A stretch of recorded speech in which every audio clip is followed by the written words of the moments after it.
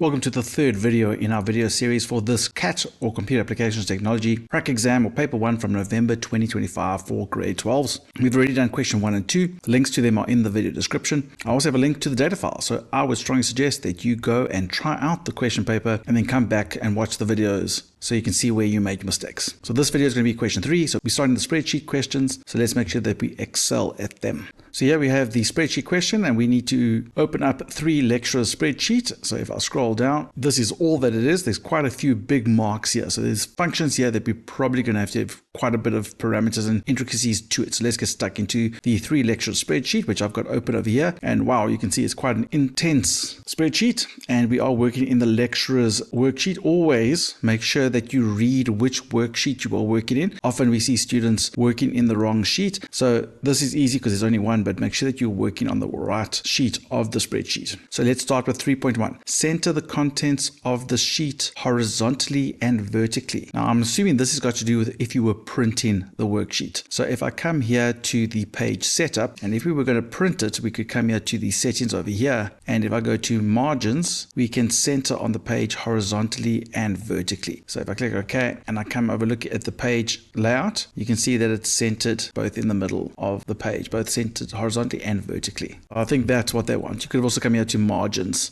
and done custom margins here and gone to the same place. So that's the setting that I'm thinking they are referring to. Then 4.2, they want us to do some functions. Let's put the fun back in functions. Insert a function in D3. So let's find D. There's D. Let's go to D3. There we go, 3.2. Insert a function to determine the total number of learners. So we want to count the number of learners. So there's the details of the learners. We've got their name. I'm sure we can just count all their names. So we're going to count from there to there. So remember, we are counting text. So I can't use the count function because that counts only numbers. So we want the count A function, and we're counting from this block over here. Scroll down, all the way down.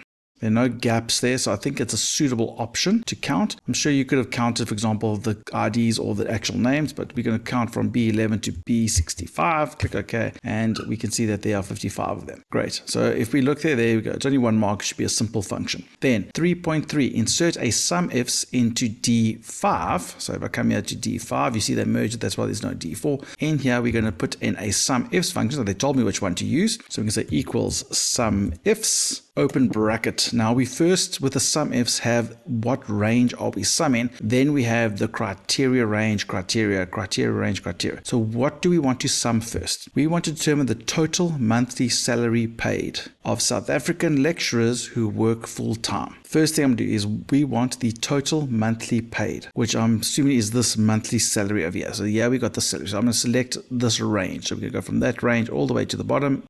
So that is my range that we are going to sum. And now we're going to have criteria range, criteria range, criteria. So the first criteria, they said we want to find of South African lecturers who work full time. So we're looking for the words, also there's South African is 1. So we want to look over here for South African. So I'm going to go, this is my range, select all of this. So in this red or orange block, comma, what is my criteria? I'm looking for the word South African, just like that. So I'm going to type in double quote, South African. Remember with the count ifs and the sum ifs, your criteria must be in double quotes. So that's my first criteria. The second one is lecturers who work full time. Is there anything that indicates that they're a lecturer? I'm assuming this is just about lecturers. This whole thing is about lecturers. So I don't have to look for the word lecturers, but I'm looking for the word full time. They want the lecturers who work full time. So that's in this one over here. So I'm going to click on this one as my next range. Remember, you got commas between everything. That range, go all the way down.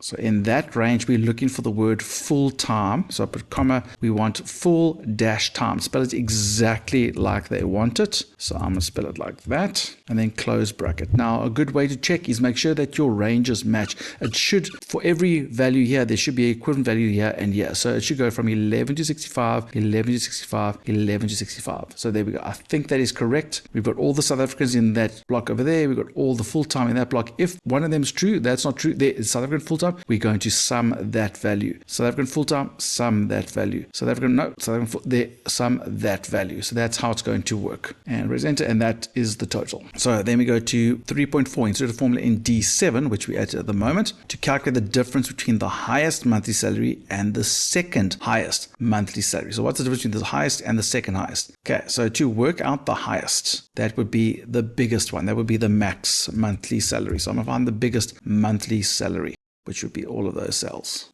So that is the biggest monthly salary. Now to find the second, if I do it on the side here, just to show you, if I do the second highest monthly salary, we don't use max, we would use large. And I would say large of this block all the way down to the bottom, and then close it, not close it, we're going to put a comma, and we want the second, which number K, like the, so that would be the highest, that would be the second highest, that would be the third highest. We want the second highest monthly salary. So that is the second highest monthly salary, and we want the difference between those two values. So technically I'm going to take the highest and minus whatever is in large of the monthly salary, the second one. So I'm just doing that formula over here. So we're finding comma 2. So that's going to find the biggest, and we're going to minus the second biggest based on those formulas. So it's still 11,265. There we go. Perfect. And it should be 300 or 250 something. There we go. So that's basically how we got that formula. That's why it was 4 marks, because it was the max of the highest and the large for the second one. So that's probably where you got the 4 marks from. Then 3.5, modify the function in C15. So let's go to C15 over there, modify it to extract the first name of the lecturer. So let's try to figure out. So this is going to be the first name of the lecturer. How do we get the first name? So the first name is obviously everything after that comma. So we want to, if I look there, wait, there's actually a space after the comma. So we want to find that comma and then go 2 after it. I don't want to find the space because look here, for fun here, then we've got a space there. I don't want to find the space because I could accidentally find the space in the surname. I need the comma. That's probably why they used this example, because we need to make sure we get past that space. So instead of the length of it, they said modify it. So I'm assuming leave it there. So we're going to find from the middle of this block. What are we finding? We're going to find the position of the comma. So that means we're going to use the find. And what are we finding? We're finding the comma. And so to find the comma, we've got to put double quote comma. I want to find the comma. And we want to find the comma in this particular block. Remember, find is what you're looking for, where you are looking for it.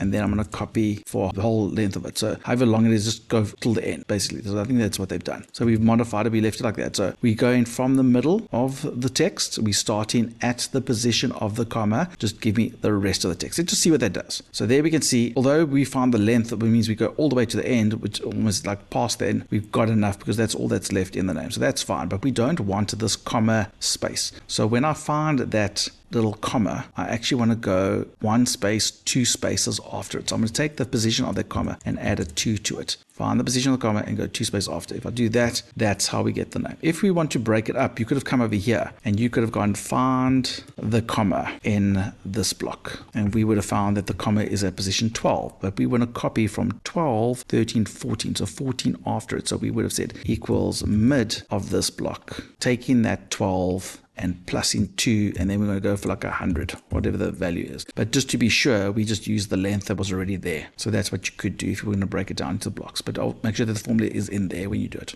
Does that make sense? Start copying from the middle of this text, find that comma, go 2 places after it. That's where we want to start, and just go for the rest of the length. I'd rather be too sure and go all the way to the end. That way we can make sure that we get the whole word Amanda. Okay, I think that is correct for that one. They said modify, so I think we have to leave that length in there. Then, a 6 mark one. Let's go. 3.6, last one. The full-time lecturers who are paid a monthly salary from 25 to 40,000 receive a once-off bonus of 5,000. Write the bonus in this that the lecturer will receive. If the lecturer does not receive a bonus, then the cell will be left blank. Okay, so there's a blank. Okay, there's 2 possibilities. It's either 5,000 or it's blank. So we want to do R14. So R14, yes, that's the one we want to change. Okay, this is quite complicated. So if you think about this, if they are full-time and their salary, and they want it to be from 25 to 40,000, so that's probably including that. So from 25 to 40, so that's including those numbers. So if you think about it logically, it's 5,000 if it's those 3 criteria met. It's nothing if it's not. If I had to write it over here, if they are full-time and they are above, so I'm going to put a text greater than 25,000 there. I think it's 25,000. So that's the text, and they want to be less than, equal to, sorry, 40,000. So those are my options basically. So if that is yes, that is yes, that is yes, then it's 5,000. But if that is yes and that is no, so we'll put N for no there, then it doesn't even matter what that is. It's going to be nothing. That could be an X, that could be X, but there's so many options here. It's quite complicated. We could use a nested if here. We check if it's full time. Then if that's true, then we're going to then look at that. And if that's true, we're going to look at, there's going to be like 4 levels of nested ifs. That's a possibility. That's quite complicated though. So if it's full time, then if that's true, then we'll go to another nested loop to check if it's that. If that's true, it goes to another nested if, it goes to check if it's that. That is quite complicated, but there is another way. And we want all of those criteria to be true. Now, there's a video I've got that talks about ANDs in Excel. If you don't know ANDs in Excel, you need to go watch this video, because that's going to tell you how to use ANDs or ORs. It's going to make your life a lot easier for this particular question, because we want all 3 criteria to be true, and it's 5,000. If it's not, then it's nothing. So the easiest way to do this is to use an if statement, because we're still displaying 2 things. It's either 5,000 or nothing, but we're going to use an AND. So this is how we use the AND. We're going to say AND, open bracket, and we have logical tests. You can have as many as you want. So if we have 3 logical tests, AND means if they're all true, then the whole thing is true. So our first logical test is we want this person, so remember we're only looking at this person must be full-time, which means we're looking at that block. If that block equals the text full-time, comma. So look there, that equals F14 is equal to full-time. If that's full-time, that's 1 tick. Tick. Then my next criteria is that the monthly salary, which I think is an H for this person, just for this person, their monthly salary must be greater than equal to 25,000. That's my second criteria, tick. And then my third criteria is if that monthly salary as well, bloop, is less than equal to 40,000. Those are my 3 criteria. If all 3 criteria are true, then this whole thing is true. If that whole thing's true, then we want to say the word or the text 5,000.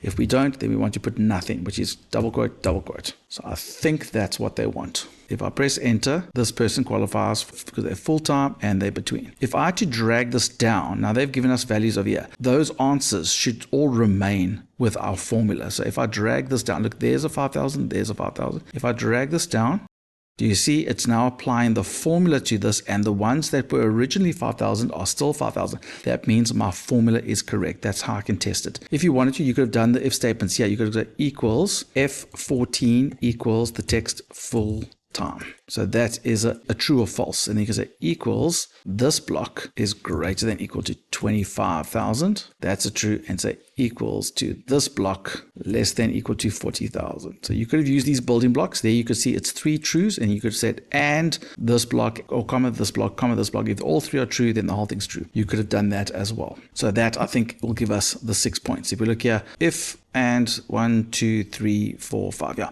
I think that's going to be the 6 marks. Remember, if you're not sure about ANDs, go watch that video. I think it's going to help you a lot. They like asking ANDs and ORs lately. So go check out that video if you don't know about it yet. And then that's the last question. There we go. Done. All done. We can now move on to the last bit of the Excel question. We've got tons of videos on Excel. They're on at Mr. Long IT and Cat. Make sure that you subscribe, share us with your friends.